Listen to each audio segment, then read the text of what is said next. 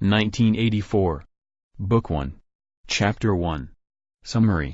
It all starts on a cold, bright day in April 1984.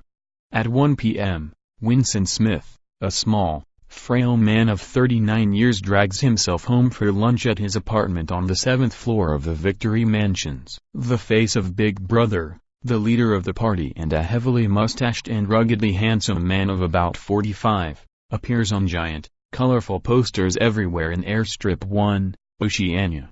"This is still London, though, Big Brother is watching you," runs the caption. "Ingzak," the merging of the words English and socialism, is another poster seen ubiquitously. Except in undisclosed areas, two-way telescreens are installed in every public and private room in Oceania. Yes, even the bathrooms. We learn that the party monitors its citizens through these screens, both visually and by sound, that the screens themselves spout propaganda 24/7. They cannot be turned off except in the homes of privileged inner-party members. Oceania is heavily policed and monitored by these two-way telescreens, the police patrol and the thought police. Winston is employed as an editor, creator of propagandistic lies, in the records department at the Ministry of Truth.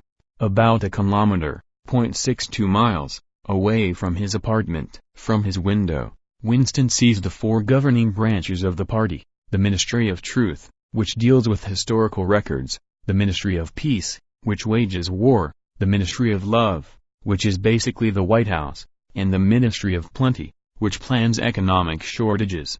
Seriously, they plan them. The three slogans of the party grace the facade of these buildings: war is peace, freedom is slavery, and ignorance is strength. Literary people call this irony. The party allocates certain vices to its members. Winston drinks Victory gin and smokes Victory cigarettes. There is one place in Winston's apartment that is hidden from the view of the telescreen: the alcove.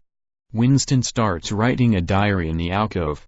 It is amusing that Winston cites the location of the alcove and the aesthetic beauty of the diary itself as reasons for starting the illegal journal. More substantive reasons include the intense hatred and sexual desire he has for a dark-haired female co-worker, and the irresistible intellectual attraction he feels for O'Brien, an inner-party member he brushed shoulders with at work that morning. Keeping a diary in 1984 Oceania is punishable by death, or at least by 25 years in a forced labor camp.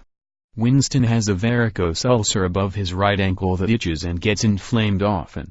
This may be a sign of sexual repression. The party's chief enemy is Emmanuel Goldstein, whose lean, Jewish face flashes across telescreens multiple times a day and serves as the subject of the 2 Minutes Hate episodes.